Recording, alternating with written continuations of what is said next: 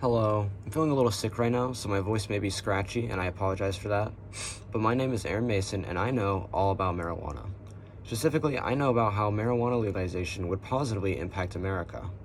I truly believe legalization can yield benefits from quality of life improvement to prison reform. And this is my PowerPoint. So, what is marijuana or cannabis? Cannabis, as shown here, is a tall plant with a stiff upright stem, divided serrated leaves, and glandular hairs. It is used to produce hemp fiber and as a drug. And that is the current Oxford English Dictionary definition of cannabis. And if that's cannabis, what is marijuana? Marijuana can be defined as cannabis, especially as smoked or consumed as a psychoactive or mind-altering drug. And that is the current Oxford English Dictionary definition as well. Common names for marijuana include weed, pot, dope, bud, grass, and many more. Common forms of weed consumption include bongs, joints, cartridges, and edibles, which are all shown here.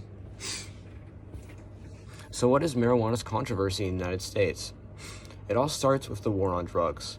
The war on drugs was originally created to help combat drug addiction, however, has been shown to be counterproductive. Fear-mongering campaigns have led to a public distaste in the minds around marijuana. Recently, marijuana has been federally decriminalized, however, and some states are legalizing it recreationally and medicinally, as shown here on this infographic. So it is in a step in what I believe is the right direction. I believe marijuana offers solutions to many of America's problems, one of which being mental and physical health problems. Mental health problems include, but not limited to, anxiety disorders, dissocial disorders such as antisocial disorder, eating disorders, depression, sleeping disorders, bipolar disorder, BPD, and PTSD. And physical health problems include epilepsy and seizures, Alzheimer's disease, muscle spasms, as well as other chronic pains. Marijuana's solution to this is strainology. Marijuana is split between two main strains. Sativa, which is associated with a mental or head high, and boosts motivation, eases anxiety, relieves stress, and calms and clears the mind. While indica is associated with a more physical or full body high. And its common effects are aids appetite, alleviates pain, improves sleep, and reduces nausea and vomiting. The takeaway is that sativa and indica offer different benefits that counteract the mental and physical health problems in the USA. There are many different sativa, indica, and hybrid strains from crossing the two, with many different effects and many different options to choose what would help you best. An example is Cannatonic, which is a medical strain used to treat IBS. A quote that I really like from Addie Ray, a cannabis enthusiast with a PhD in neuroscience, is one common finding among studies is that although cannabis may not directly treat the main symptoms of a disease, cancer for example, it improves the person's quality of life. That is, although that disease may not get better, people are able to cope with daily life more easily when they use cannabis. And that is from goodrx.com. Another problem I believe cannabis solves is the legal system. As shown here, cannabis use is the third most widely used drug in the U.S., with 18% of people admitting to using cannabis at least once in the year 2019, according to cdc.gov. It is the most widely used federally illegal drug, and it is classified as a Schedule I drug, which is as addictive as LSD, and I do not think that is an appropriate classification of marijuana. Arrest and imprisonment. There were 226,000 marijuana arrests in 2020, according to usnews.com. And, according to Ezekiel Edwards, a researcher that worked along American Liberties Union, 89.6% of arrests are for possession only, and these marijuana arrests occur for over 50% of all drug arrests in 2010 and 43% in 2018, according to ACLU.org.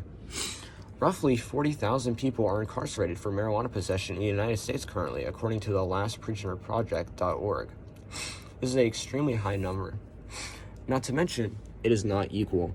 There is a large amount of racial disparity. Black people use marijuana at a similar rate to white people. However, according to ACLU.org, in quotes, Black people are 3.64 times more likely than white people to be arrested for marijuana possession, And that is the average in the United States, with some states going as high as around 7.6 times more likely to be arrested. This ratio is absurd, and it really hurts the Black community. Not to mention, cannabis convictions make it more difficult to obtain housing, jobs, and an education, according to marijuanapolicyproject.org. Marijuana solution: legalizing marijuana can end state-level criminalization by having it federally legal. Anyone can use I'm going to rephrase, and I'm just going to keep going with the speech because I'm not going to redo this again. Federal marijuana legalization and state-level criminalization. What that means is, although some states have marijuana legal, some states is still illegal. So even though Biden has recently federally decriminalized marijuana, states can still punish people if it's illegal in that state. Marijuana legalization also means that it will be appropriate classified and scheduled, and it will no longer be scheduled as a Schedule I drug, which is, again, more addictive than methamphetamines.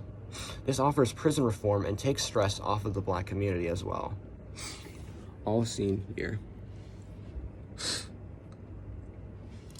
I would like to thank you all for listening to this project. I really appreciate it. Marijuana is a unique substance, and its current legal status creates unnecessary problems in the United States. I urge the audience to do whatever you can to help legalize marijuana in the U.S. And this is my works cited.